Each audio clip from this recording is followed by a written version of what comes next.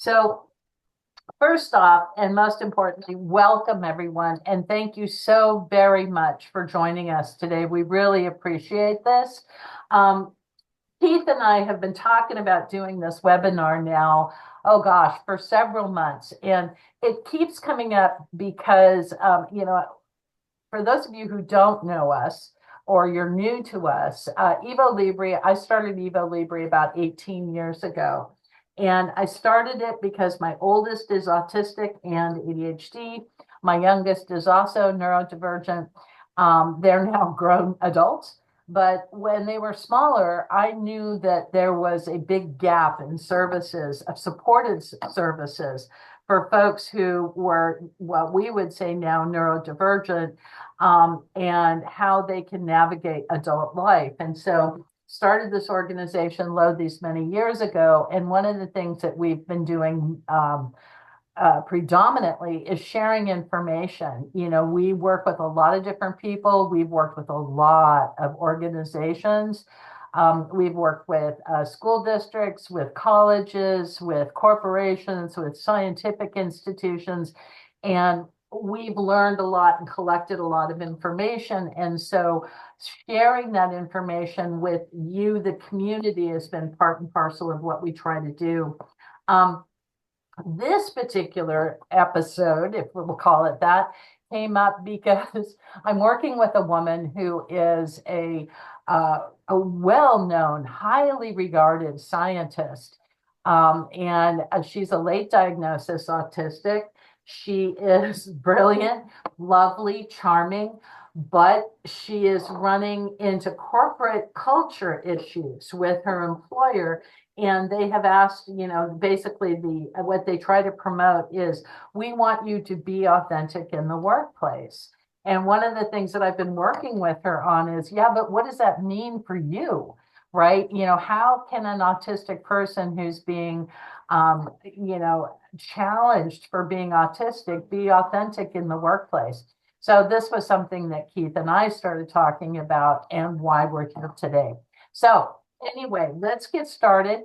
And I will jump in, and forgive me, we will be doing this really briefly. So again, today's topic is authentic versus professional selves. What does that mean? Who we are and what we do. EvoLibri, again, we're currently in Santa Clara. Currently, we've been here in our current location for about 10 years. We provide multidisciplinary services to neurodivergent teens, ages 14 and up, and adults. So all the way from that pre-transition, all the way through transition from high school to post-secondary, whatever that looks like. We provide support to families, their employers, colleges, as I mentioned, throughout their lives. I think our oldest client to date was 73. And I'm proud of that. Thank you very much. Whoops. So your hosts today. So Johnston-Tyler, with a very fetching haircut several months ago and green nail polish. I'm the founder and CEO of EvoLibri Consulting. Again, as at least one person, a couple of people know, I come from a high-tech background and got somewhat disillusioned. That disillusionment has gotten worse in recent days. Anyway, and went back to school, got my master's, and started EvoLibri. And Keith Halperin. Keith, please introduce yourself. I will do my very best. So, I'm Keith Halperin. Prior to becoming a coach and consultant here, I had been a recruiter for over 30 years. I identify as being on the autism spectrum, though I've never been formally diagnosed. I learned about this through my son, who is on the spectrum, learning more about how he is. I think, well, if I'm not on the spectrum myself, I'm damn close to it. So that's how I identify. Also, in the process of working here at EvoLibri, I've had a number of ADHD clients, and the more I talk with them, the more I realize, well, I seem to have a number of their characteristics too. So I may actually belong to both clubs, AS, autistic spectrum, and ADHD, or now is sometimes called AUHDHD. Anyway, I'm going to talk with you as well, and hopefully I will not put you to sleep. So back to you, Jen. Keith rarely puts people to sleep, just so that you know. So I wish this would just click, click. Thank you. So the topics for today, roughly speaking, we're going to start by defining personal versus professional authenticity so we can kind of clarify what we're trying to talk about today. We're also going to talk about finding the balance between the two with the minimum masking possible. I think that it's fair to say that it's difficult for autistic people in particular, but ADHD and other neurodivergence as well, to be wholly authentic in a corporate environment. I think that it would not end well in particular. And so we're going to talk about, how can you be as authentic as possible and not harm your work life. We're also going to that point, walking that fine line, right? How do you navigate that? How do you find allies with whom you can be more of your true self? And how do you know the difference? We're going to talk about specific neurodivergent challenges because masking happens across many disenfranchised groups. Certainly people who are Black and Indigenous or BIPOC friends, people who are LGBTQ, lots of people have to mask to some degree. It is definitely different for neurodivergent folks, but we want to talk specifically about the challenges that we've seen that neurodivergent folks have had. And practical tips for managers and teammates. So if you're not neurodivergent yourself, but you're here because you know someone, you manage somebody, or you have somebody who's neurodivergent in your family, we're going to talk about practical tips and tips. Okay, now, Keith, let's get started here. So again, we're really, really happy to have you here. I'm going to stop sharing just for a second and rearrange my screens here. So this particular topic resonates with many of us. The balance between being authentic and being professionally authentic. And this is a journey that touches everyone who works, but it certainly is more impactful for neurodivergent folks. So it's one that's filled with all kinds of challenges and opportunities. I'm lucky enough, for example, though not neurodivergent, I have certain aspects of my personality that I have to kind of tamp down when I'm working with the public or working with certain individuals. And I ran into this problem when I was in the workforce. I was, as Kurt would probably recall, a bit of an outlier when I was working in tech because I was kind of this wild hippie woman. First off, there weren't a lot of women. Secondly, there weren't a lot of women who swore up and down like sailors. And there weren't a lot of women who were big and wore crazy clothes and challenged authority in tech. And so I had to navigate those particular lines. Again, very different for sure, but navigating those lines are something that I know very well in my life, and I've seen it with a lot of neurodivergent folks as well. So we want to talk about what it means to be your authentic self, how to align with that professional authenticity. Because at the end of the day, the reason I was successful in tech is I was damn good at my job. Right. And so being damn good at your job really helps kind of promote that acceptance. Right. And how to navigate the balance in between the two.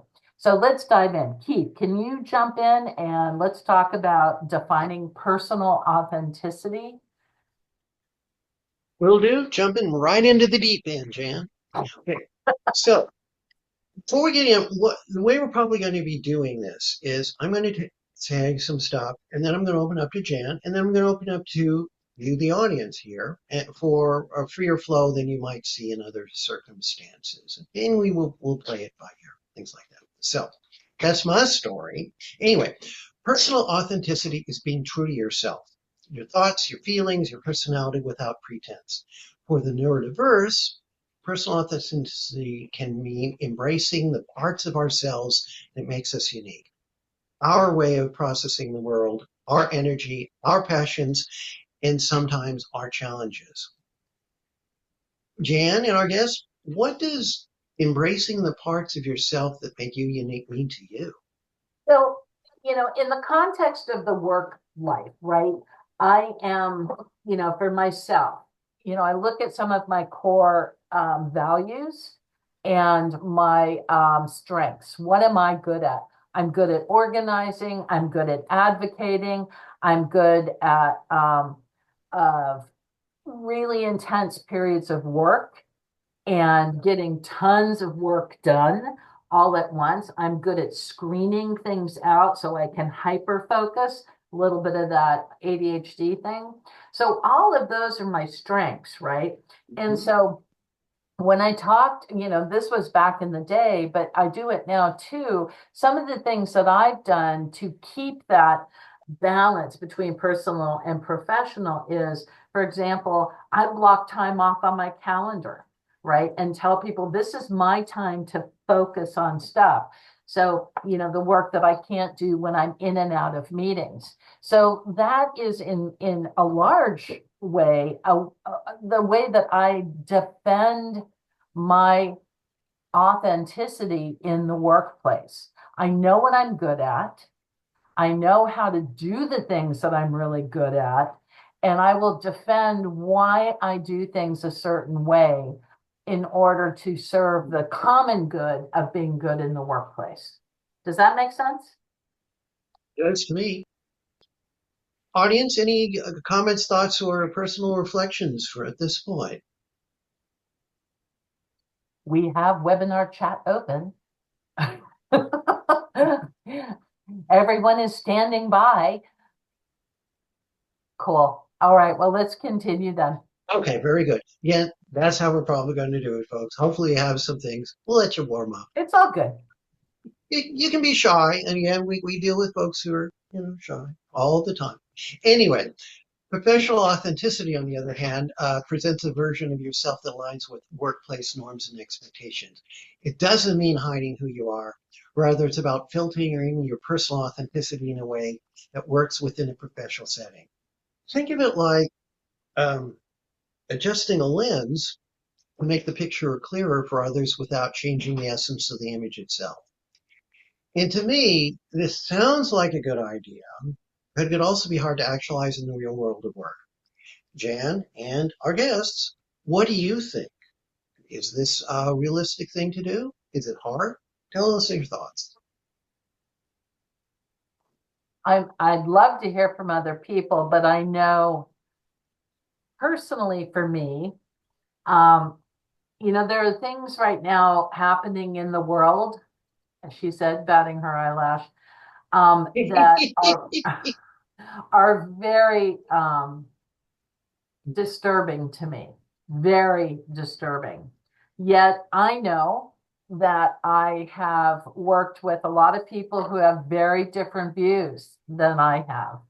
And I have to be really, really careful. I know that in the past, for example, I think I accidentally, and I certainly didn't mean it, offend a client of mine who was Russian by stating something negative about Putin. Now, in my world, I felt that it was safe enough. I knew this person long enough that I could say what to most people in the US, including immigrants, is a non-controversial statement against a world leader who most people agree is a dangerous jerk. But it didn't go over well. And I had crossed a line, and my personal authenticity got in the way of my professional authenticity, right? And I think a lot of us right now in particular are really struggling with that. We're really struggling with how do we stand up for what we believe in without, frankly, pissing people off. It's difficult. And I think particularly for people who are in tech right now, given what's happened over the last couple of days, this has to feel enormously challenging to have so many of our friends and loved ones, people we know, people we may live next door to, called out by this administration as frankly being garbage. And because of alliances that have now been formulated by many of our tech leaders with the new administration, I can only imagine what it feels like, for example, to be a non-binary person working at Apple. So this is, I think, a really timely, and we didn't plan it this way, folks, but I think this is a really timely conversation about how can we all bring our authenticity to the workplace when we may feel that we're in danger or people we love are in danger. And I'm curious, does anybody have, any examples? We hold, and this is something we should share with you anyway. Keith and I host a group called Network for Autistic Professionals. You can find it on our calendar. We meet once a month, and we have several people who work for a large health insurance company who are neurodivergent and have a really strong ERG, and they're going great guns. But their company is located in Texas, and they are not feeling really comfortable right now. So, I'm wondering how this is impacting other people. How much can you disclose in the workplace about your true feelings, one way or the other, right? And is that acceptable? Can you bring your authentic self by wearing, either, cat ladies for Kamala or a, Make America Great Again t-shirt to the workplace, right? How much authenticity is safe? Love to know what anybody has to say about that. Hi, I will chime in. Thank you, Sage. Yes, so I'm Sage. I'm an autistic and non-binary therapist. I have not scripted out my response this time, which always makes me feel uneasy, but I will still try. Um, so yeah, authenticity is a really important value for me, and I find that so much of it depends on your workplace as to how much authenticity you're able to provide or not. Um, and also like how much of like are you willing to tolerate in terms of how much authenticity you're able to show? Because in terms of values and like communicating your political opinion, there is something to be said for like being able to fall back on, hey, I spoke my truth and I spoke what I truly believe, and if they don't like that or let me go because of it, then it's like I was me, right? And I think it's like doing that could mitigate shame in a way rather than, oh, this like didn't work out and I didn't even speak the truth. So like No, it's great. sometimes that can hurt even more.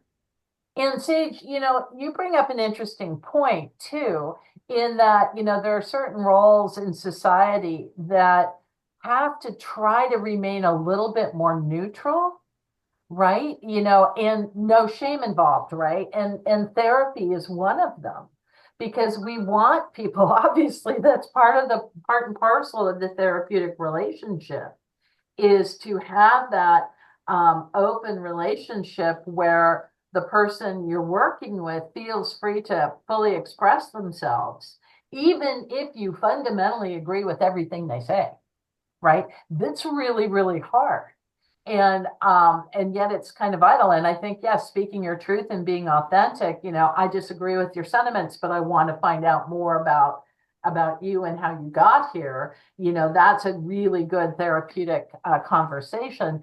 but I'm wondering, how does that extend to corporate work, right? For example, I have worked for companies that were led by extremely conservative people. And it was really uncomfortable. Fun fact, I was denied a promised promotion when I came back from maternity leave, and the excuse I received from the company was that I had um, basically run afoul of their morals clause because I got pregnant before I was married. No. This was in my lifetime, right? I mean, this was, yes, it was a minute ago. It was 1992. But guys, I mean, I was in a committed relationship. We ended up getting married. I just had the temerity of getting pregnant prior to our wedding date, right? And so, these are some of the things that I think that kind of plague us in terms of, well, you want me to be authentic, but you don't want me to say what my authenticity entails, right? And so that's the broader question. When it comes down to being neurodivergent in the workplace, I want you to be your authentic self. Well, what does that mean? Does it mean that I can get out of my seat during an intense meeting and walk around the room because that's what I need to do in order to regulate myself? That should be okay, right? Except that everybody else in the room needs to know, or might need to know, that I'm autistic and that this is what I do to regulate myself so I can participate fully in the meeting. And that brings up a different set of questions. That means that I have to disclose. That means that everybody has to understand something, one would hope, about what it's like to be autistic and have, that kind of internal, I got to jump up and move. So there's so much that's wrapped around this. And I think we're just now starting to kind of tickle it out. Any further thoughts, Keith? Um, just sort of an add-on specifically into the autistic and ADHD area, as you were leading into like someone who's walking around. Example could be someone who stims. If you are not familiar with the term, folks, stimming is doing typically a repetitive or calming behavior, which often people on the autistic spectrum do. When excited or nervous, they might not suppress it entirely, as Jan was saying, like walking around a lot, but instead they might use a discrete form of stimming, such as a small fidget device, something like worry beads or a stress ball. That feels manageable in a workplace setting. And like someone with ADHD who thrives on, bursts of energy, things like that, they might structure their tasks in short focus sprints that align with their natural workflow while meeting deadlines. I'd like to follow up a little bit more on that. What I've described, these two little things, they just sound easy and non-controversial, but Jan and everybody else, I'd like to see if you can think of things which could be very useful to AS folks and or ADHD people, but it might be actually harder to get or do. Any thoughts along those lines? I'm curious if anybody here has actually asked for accommodations, and if so, how that worked.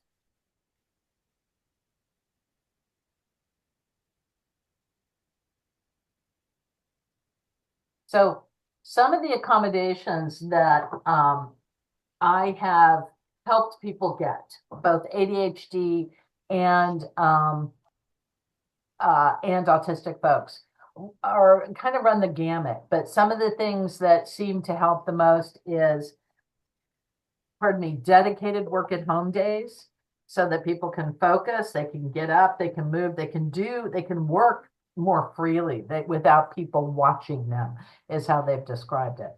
And that should be, or was anyway, an okay accommodation until, again, recently, where, the return to office, it seems to be the call of the day.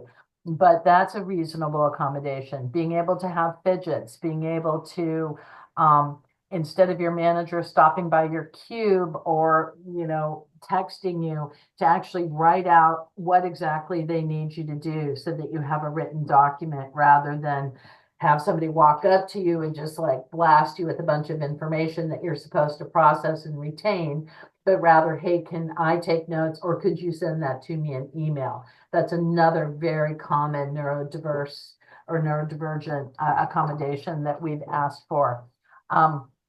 I've seen people who work for companies that are really big on social events, which several autistic people I've worked with just could not handle. So they've gotten a little bit of a buy. They don't have to participate in those social events, and or they've been asked to help create some kinds of other team building events that are more palatable to them. Back in the day, Microsoft used to have, when they had large meetings, they had stickers that you could put on, which were the green, yellow, red. So red meant I'm not interested in socializing. Yellow meant, or chatting, yellow meant proceed with caution, and green was I'm feeling like a social butterfly today, come talk to me, right? So things like that really do impact how comfortable we can make neurodivergent people in the workplace. But again, those are things that the companies were willing to do. Some of the things I think that we run into, particularly around stimming and work time, are the harder to do. So a lot of people who are neurodivergent have sort of a sleep phase delay where they tend to want to stay up late at night. That's when it's quiet, they get the most work done, and they'd be perfectly happy getting out of bed at noon and logging on and working until 8 or 9 at night. And that becomes, companies see that as problematic because, well, but everybody else is on, so how do we get a hold of you? One person I worked with to help get this accommodation, we challenged back, yes, but you have people in India who also have a different schedule, and that seems to work. So if you're a multinational company, can we actually consider different times of day working, regardless of where the person's physically located? So it's really about, the first thing is to figure out, as we've described briefly, what is it you really need? Who are you? What does being authentic mean for you? Because again, you've met one person with autism, you've met one person with autism. You can't say that all autistic people are a certain way.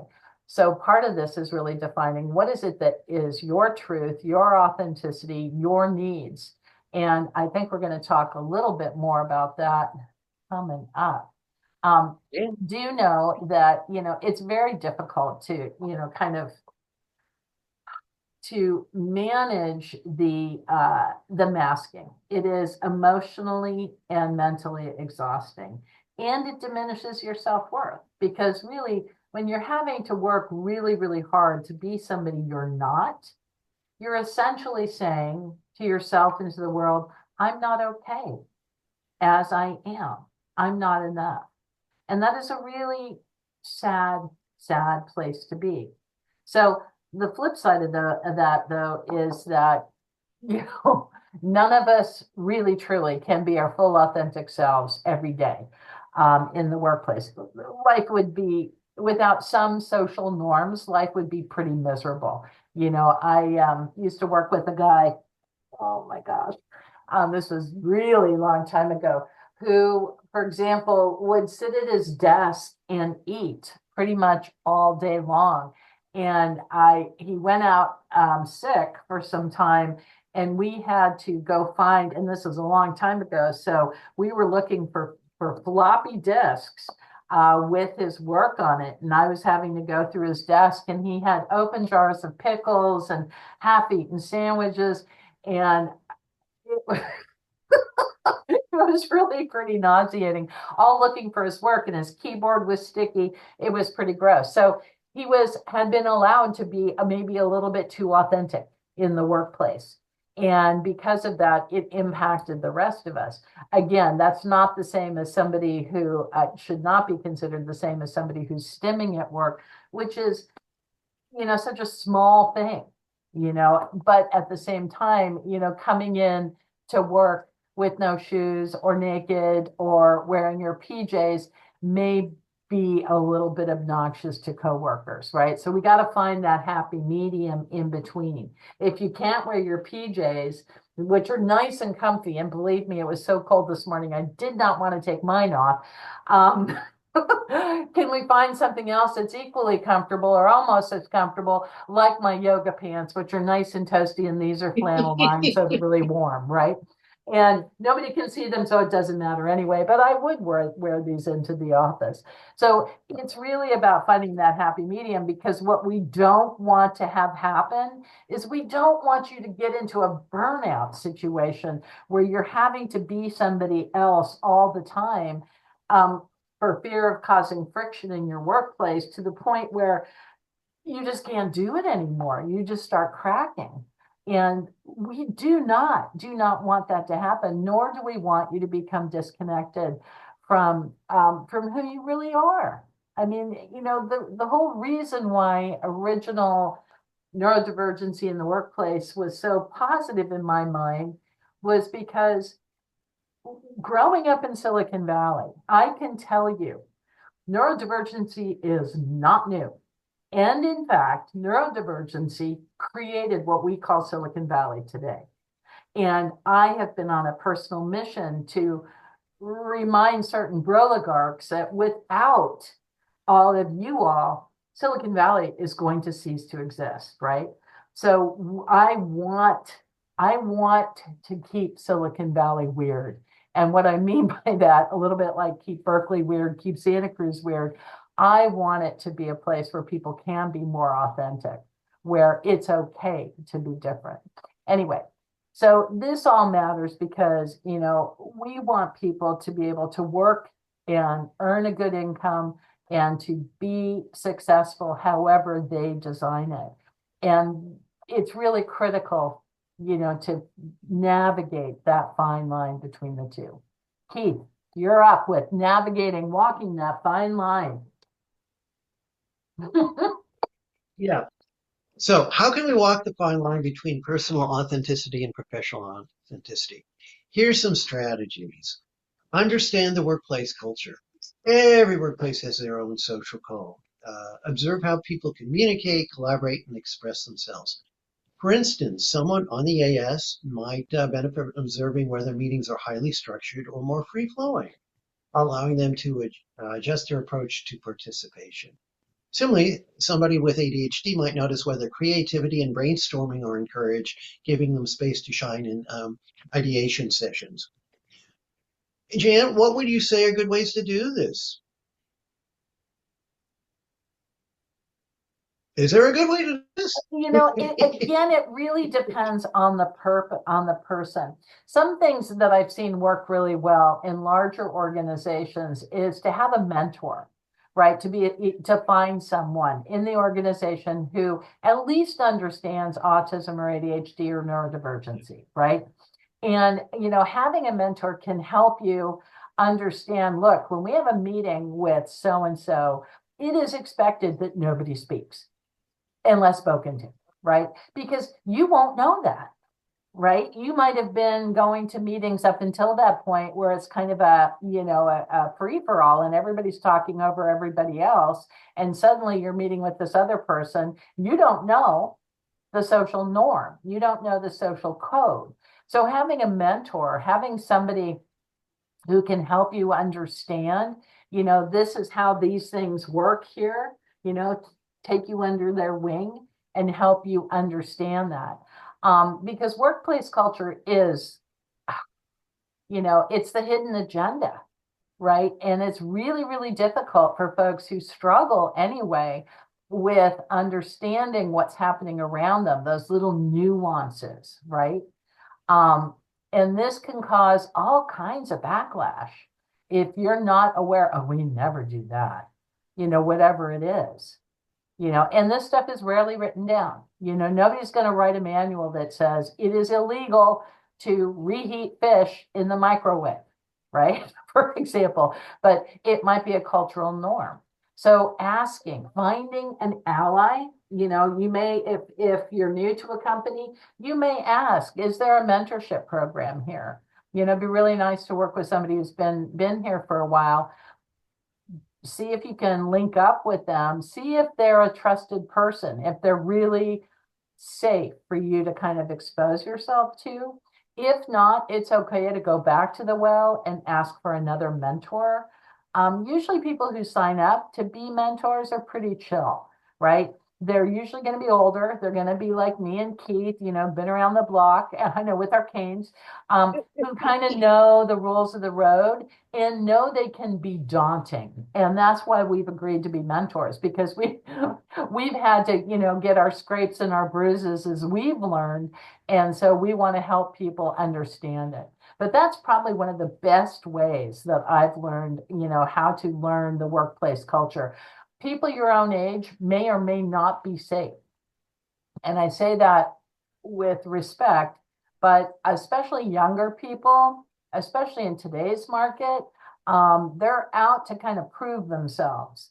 And by proving themselves, they may accidentally or on purpose throw you under the bus. So you got to be a little bit careful in who you select to be sort of your guide. Yeah. We're going to talk more about this Yeah. further on too.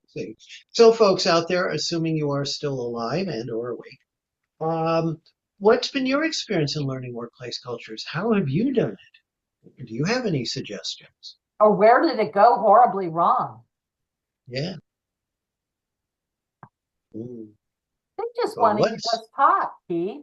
We're just so insightful and just so fun to listen to. I have one. Go, Faith, go. Good. Yay. Thank you, Faith. For topics like religion and politics in particular, because I wait for other people. I don't talk about my opinions unless other people have fully versed out or whatever, spoken out their opinion, but kind of, not just said what their opinion is, but like really talked about it. And so I have like a feel of, yeah, is it okay? Otherwise, I just keep quiet and either agree or agree to disagree, but quietly. And yeah. Got it. So Faith, that makes a lot of sense. Thank you so much for participating and adding that, because that is a really good strategy, especially around some of those, kind of touchy topics. Let other people tell you who they are in full.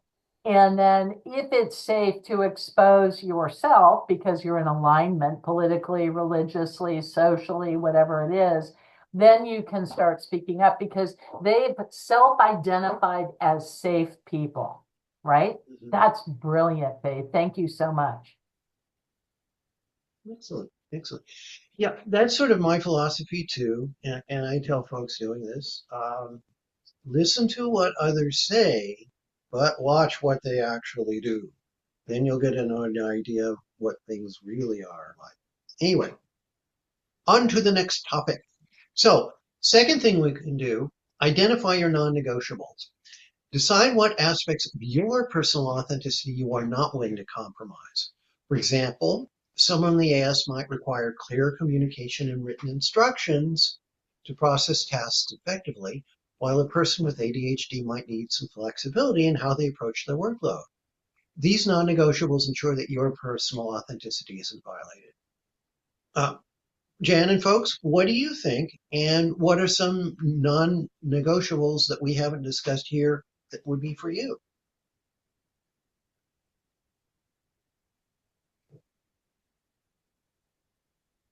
So my youngest has been dealing with this, and this has come up recently.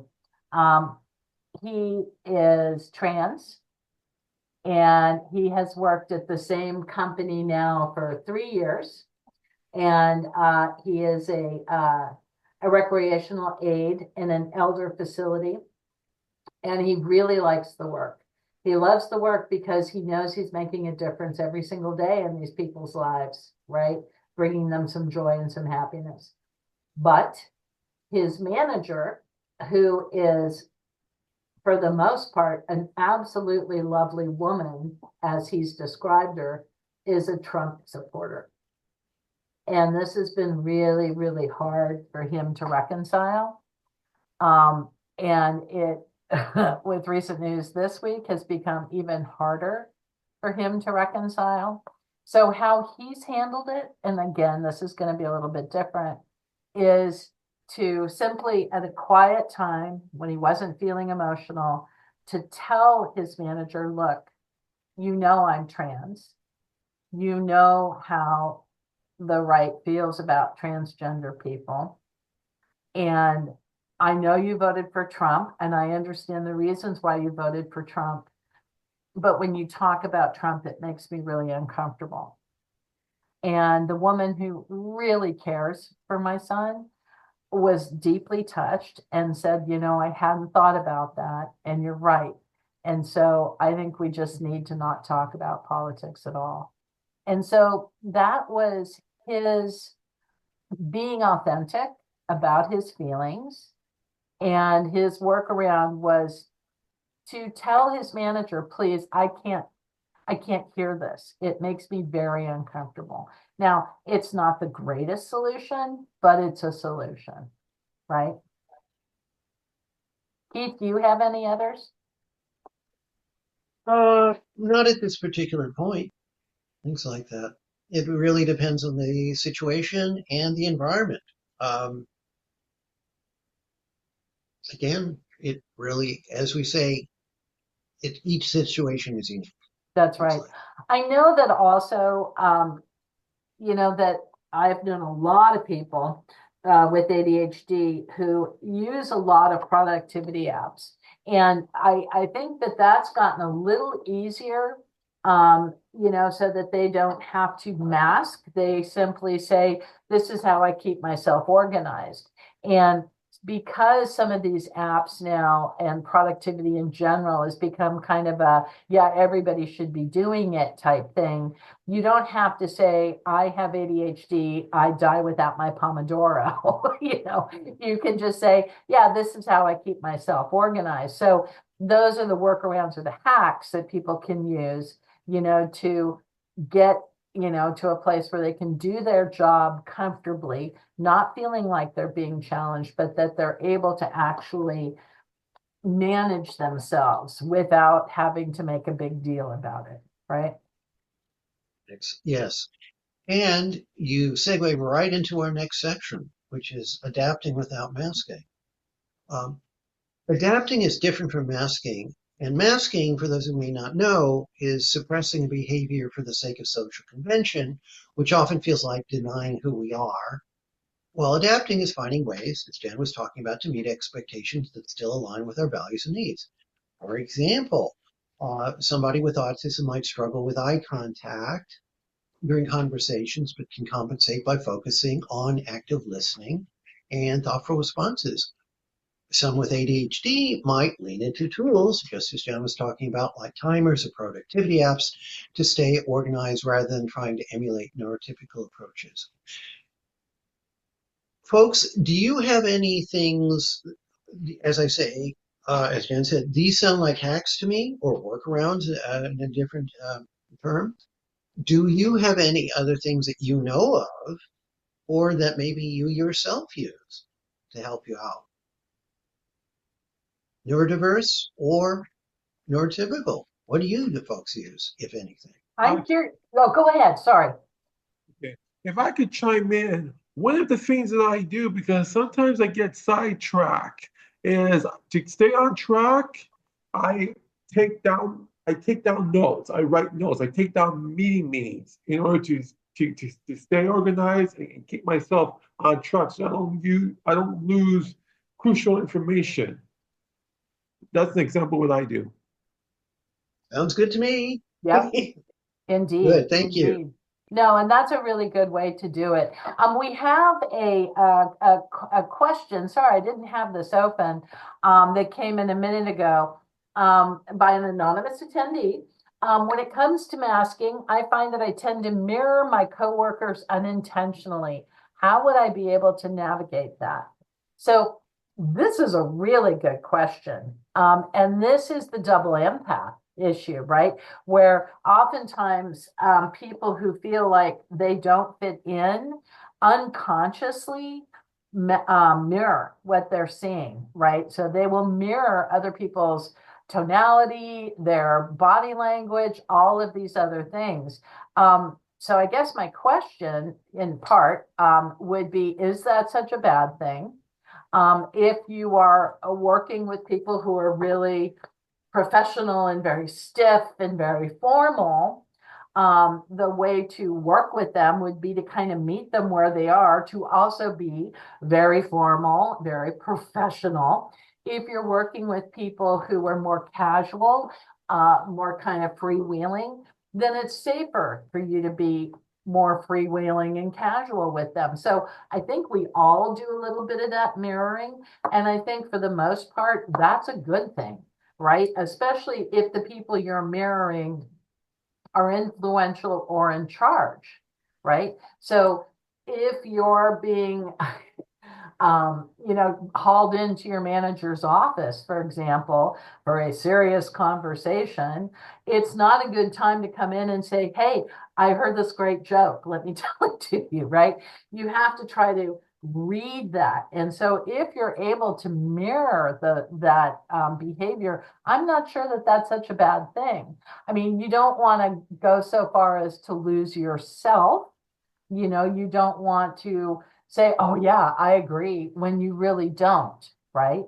So that may be more what you're trying to ask here is, how do you keep yourself whole and authentic when you're trying to join with a larger group, right? And I think that the difference is that you continue to mirror sort of the social level of communication, be it very formal or very conversational, but that if they start veering into topics that make you uncomfortable, to Faith's note earlier, you just don't say anything, right? You don't go, agree to go along, because then you're being somebody who you're not, right? And I think most of us have agreed at some point in our lives with something we really didn't agree with just to go along, right? Yeah, okay, yeah, sure, that sounds good. Not really. But, sometimes that's also the right thing to do, just to kind of keep the peace. But if it becomes an issue where it's happening a lot, or you're not able to be who you are, then I think it might be worth talking to somebody about, right? Here's a situation in particular that came up. Give me some ideas of how I could have better navigated it. One thing I've learned through practical experience as well as reading books is, in general, people like people who are like themselves. So if you wish to be liked, doing a certain amount of mirroring to the level you're comfortable, as Dan says, that's probably a good thing. Of course, if it's somebody, this person is an unpleasant jerk, I don't want to be like them, they're not in a position of authority, I can blow them off, okay. And then there's some times where it's like, well, you don't really want to be like this person, but you got to go along to keep things going smoothly. So it really depends. Might be bigger in the scope of what we're talking about. What's a good way of actually learning how to do that if it is hard? For some people, in my case, not the case. I mirror all the time. Some cases, it may actually be hard for people to do that, even if they want to. Do you have any suggestions, Jan, about how people can learn, if this is something they want to do, but it's hard for them to do, how they can better do that? So I think that it's a skill that most people can build, right? And not everyone maybe, but I think most people can. And it starts by being observant, and learning the connections between what body language, tonality, tone of voice, facial expression, microaggressions, what those mean. So those all fall into the realm of social skills. And what I mean by that, not learning, rote phrases to spout out in certain circumstances, but to be able to understand the nuance of neurotypical communication. And I think most people can, get a little bit better. You and I have been studying neurotypical behavior forever. Learned a little bit about how it works. But, some of the things that I've done with clients in the past is even to find like movie clips and turn the sound off and to say, tell me what this person's feeling. And I don't know, how could I know? Okay, well, let's look at, their shoulders, look at their stance, let's look at their face. So these are, what heretofore was called mind blindness, right? The inability to see emotions. And for neurotypicals in particular, we do signal an awful lot about what's going on internally with us. And yes, it would be nice if neurotypicals would, walk into a room and say, I'm really mad. We're going to have a conversation. But instead, oftentimes they walk in. And so until such a time as we can train every neurotypical on the face of the earth, sadly, it will be up to neurodivergent people to help kind of read a little bit more of that. So I would say, that's something that coaching is really good at. Even, giving some homework, like I want you to go watch these 3 segments of these movies, and I want you to describe what the people are feeling with the sound off, right? And then maybe with the sound on. That would be a really good way. Thank you. Thank you. Good. Next point, communicate your needs. Really important here. Open and honest communication is vital. For example, an employee with autism might share with the manager, I thrive with clear written instructions for projects. Or someone with ADHD might say, I do my best work in a distraction-free environment, so I'll be using noise-canceling headphones during focus hours. These small proactive conversations can make a significant difference. Now, I'd like to open up here and ask folks, what do you think should be done where there isn't an environment of open and honest communication? And I say that because I have worked in many, many places through the years, and a fair percentage of them, that was the case. There was not open and honest communication. So, folks, you have suggestions from your own experience what to do in cases like that.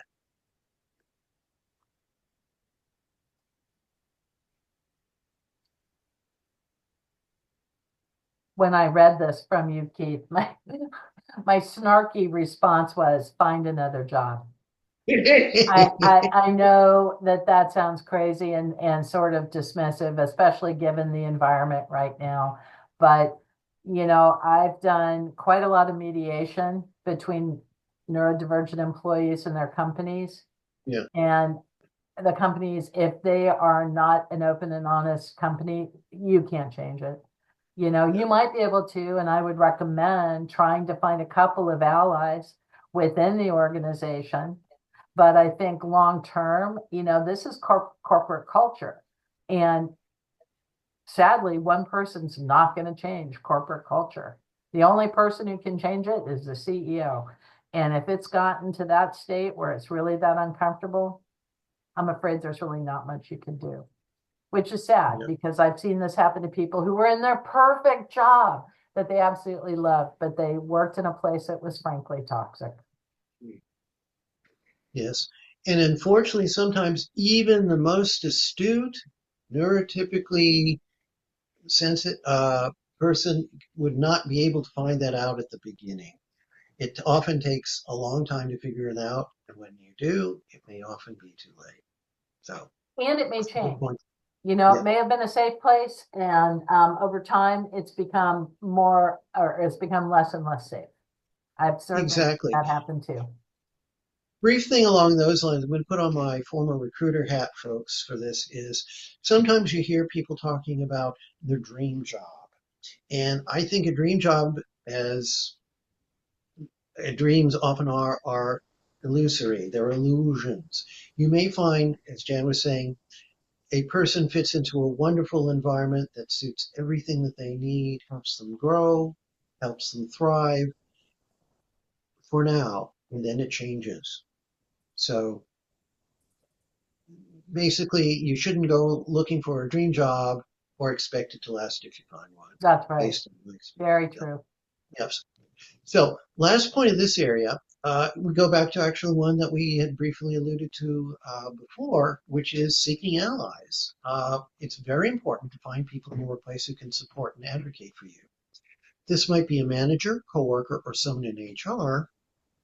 For instance, an ally can help explain sensory accommodations for an autistic employee or advocate for flexible deadlines for someone with ADHD. And my question to everyone is, how would you best find significant workplace allies that you can trust?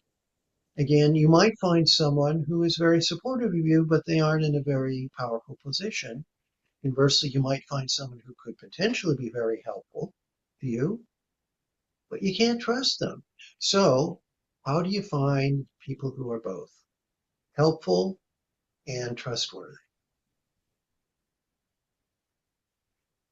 This isn't a foolproof method, but I tend to seek out other people that are neurodivergent, which sometimes happens. Somehow we end up finding each other, Yes. whether we do it on purpose or not. But then there are other times like you might have like an inner knowing about someone. So I definitely gravitate towards those people, and it's not obviously a guarantee because of various things like internalized ableism. But yeah, even to have like one person who like either behind closed doors or through chat, you could both be like, this is bullshit, makes a huge difference to have in the workplace. And it feels so good, doesn't it, Sage? It really does. I hear you. It's like, quick, close the door. Oh my God. No, I think, finding those allies is so important. And it is somewhat dangerous to some degree, depending on your organization, right?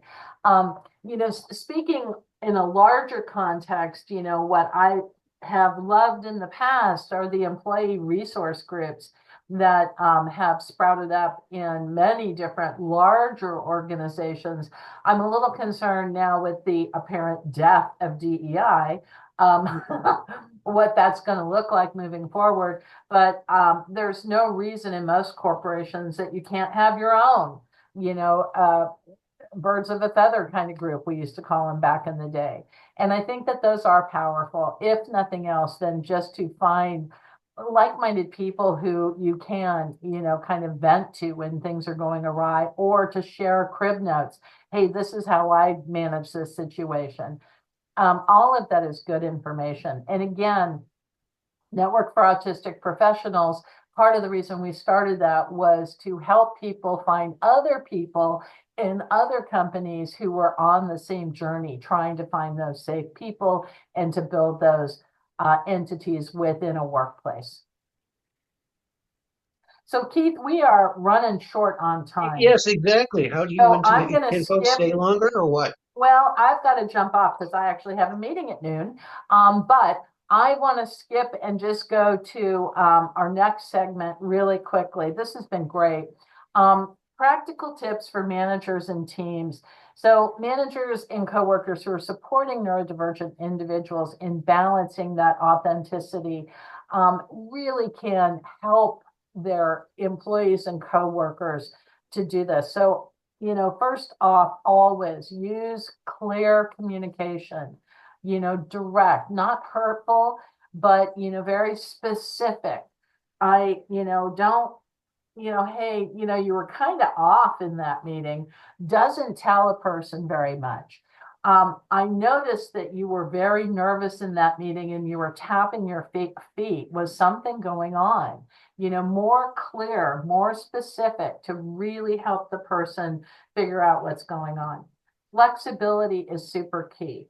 We all have different work styles, and that's okay. And it doesn't matter if you're neurodivergent or not. We should, I believe, respect people's work styles, whether that's a flexible schedule, working, 4 10-hour days, or, taking Wednesdays off, whatever it is. I, as a manager, have always tried to be flexible because that's how I respect my employees. And guess what? They do better work for me. It's funny. that and remote work, just so you know, EvoLibri is almost wholly remote now, simply because people prefer to be at home with their dogs. Okay. Foster inclusivity, create an environment where everyone's included. And this means sometimes calling out people in a meeting who never speak up because they're fearful. Janine, I'm wondering if you have a comment on this. You and I were talking about this last week. Make space for people and celebrate the strengths. And it doesn't matter how big or small it is. It's not always the big things that should be celebrated. Sometimes the tiny things should be celebrated too.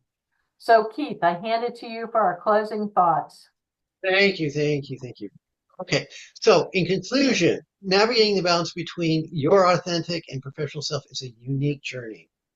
For our neurodiverse community, it's about honoring who we are while adapting to thrive in professional spaces. It requires self-awareness, communication, and sometimes a bit of courage, but the rewards are worth it. Yeah, you get to keep your job and pay your bills a bit longer. Jan, back to you. Yeah, being professionally authentic doesn't mean that you're compromising, or usually doesn't. Sometimes it might. And again, in those situations, really the answer is find a different job where you're safer. I wish it were other, but it kind of is the way that we have to live in this world. As we walk this path, you may find a balance that not only works for you, but uplifts you and inspires those around you. That's really important too. We're going to talk about being a neurodivergency ambassador later on. But for now, know that, people are watching, looking to you to figure out how can I be more authentic in the workplace as well. One last kind of shout out here.